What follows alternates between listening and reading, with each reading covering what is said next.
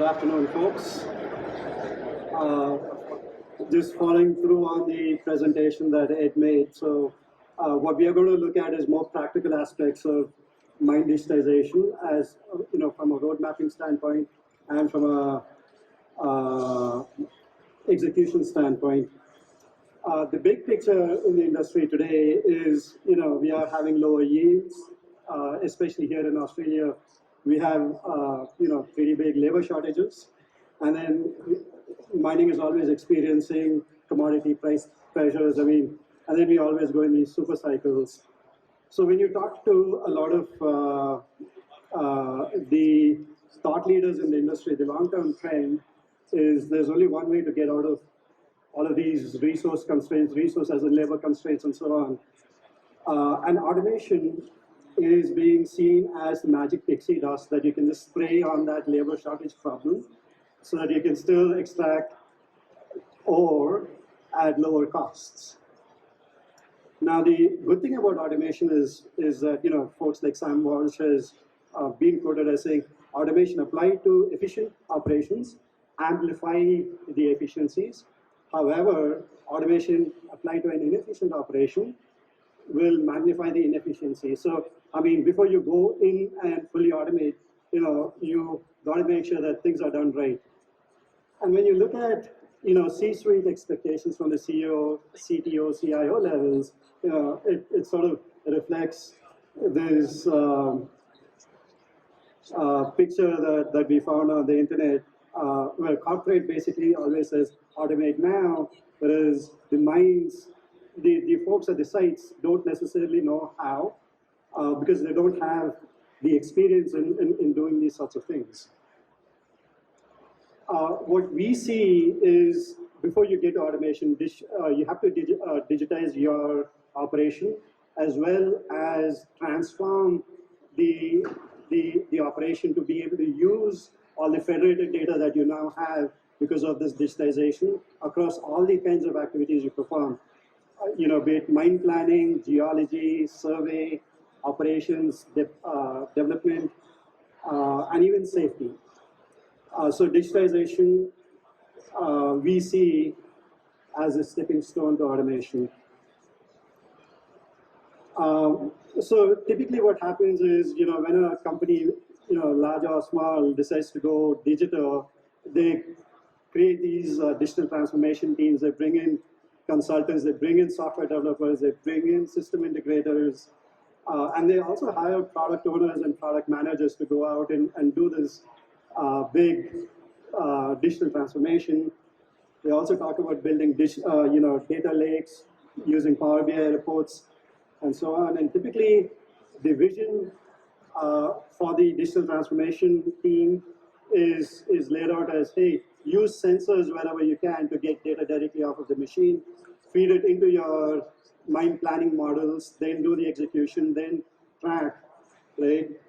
And in their mind, when the product owners and product managers develop the solution, at least develop the architecture, the vision they have is, some sort of AI, some sort of ML goes out and imports your long-term mine plan and generates a shift schedule for you that through telemetry units then sends these tasks out to a particular piece of equipment that then, goes out and does the mining for you. And before we get there, we'll do, sort of bite-sized enhancements like, now that everything is digital, and when the AI generates the schedule, then, the supervisor still uses their hunches to update the plan based on what was done the previous shift. And, you make adjustments to the shift schedules. And then all of these planning, all of these plans get distributed to the remote operation center, the mine control rooms, the line-out screens at the wash bays, and also to supervisor tablets and tablets that get installed on equipment. And then supervisors basically use everything digital. They use RTLS to locate equipment underground. Both from a getting the button seat faster standpoint as well as from a safety standpoint to do collision alerts and collision avoidance kinds of systems. And there's various phases of automation, digitization and automation. One being where operators update tasks in the mines where you don't have the telemetry systems, or if you don't have the wireless infrastructure to pull data off of the machines, then you have operators update these tasks and generate e-plots. And then an ops center typically monitors the progress and makes adjustments. That is, if an equipment broke down at a stope, then which other piece of equipment needs to be sent out. Those sorts of mine control decisions are still done either at a supervisor level or at a mine control level. Then the operators log downs and delays, or the downs come automatically from the piece of equipment. And then every interval, every 2 or 3 hours, you reprioritize what needs to be achieved for that particular shift.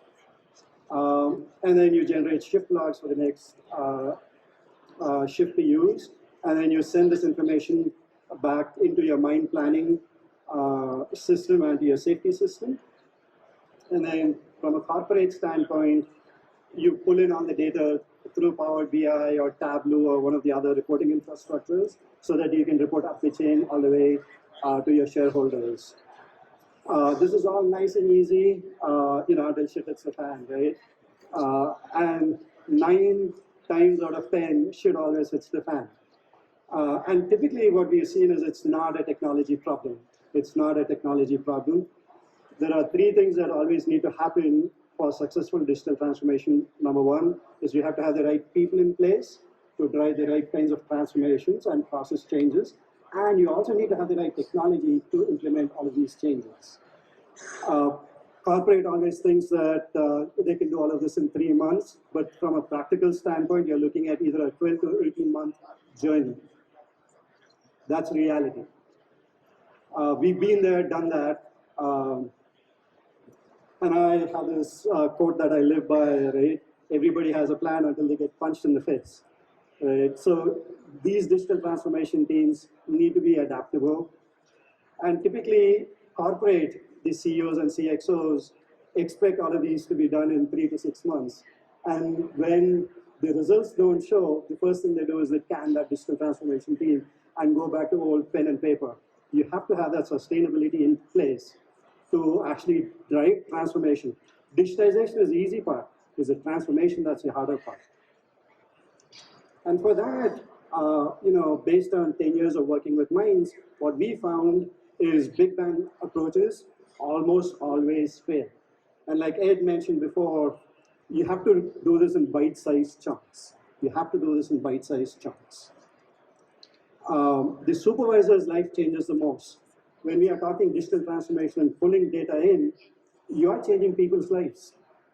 And the guy or the people whose lives change the most is actually the supervisors. So they need to be retrained, they need to be brought along in this digital transformation process. You have to check whether they are ready and whether they are capable also, because not everybody is capable. I have experiences that I can share over a pint of beer. You also need to have a site champion. Expecting everything to be done out of corporate ain't going to work. You have to have a site lead or multiple site leads that actually engage in the entire transformation process. The other thing to note is miners do not trust consultants in suits and ties. They don't. You need to look like them and talk like them and think like them, right? User councils are a great way of increasing engagement. You have to have a competent and a responsive IT team, and you have to communicate up and down the management chain. And when you talk digital transformation, you also got to walk that walk. Don't give up, after that 6-month mark when you're not seeing results just yet. And hold people accountable and celebrate even these small wins. There is a maturity model that the GMG, the Global Mining guidelines group has come up with. Level 1 is a basic, paper-based process to a highly automated level 6 kind of system where you have AI, ML algorithms that automate task allocations to haul trucks and so on. Now, if anybody here tells you that they do level 6, please let me know because they're smoking some really high quality weed that I would like to get some.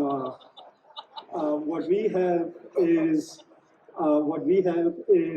we help mines go from level 1 all the way through level 5 using our Ops Center platform and a whole bunch of applications that are built on top of them. I'm out of time. We are right there in the E19 booth. We would love to give you hands-on demos. Unlike videos, we will do hands-on demos for you. So please come on by. Again, thank you for your time. I really appreciate it.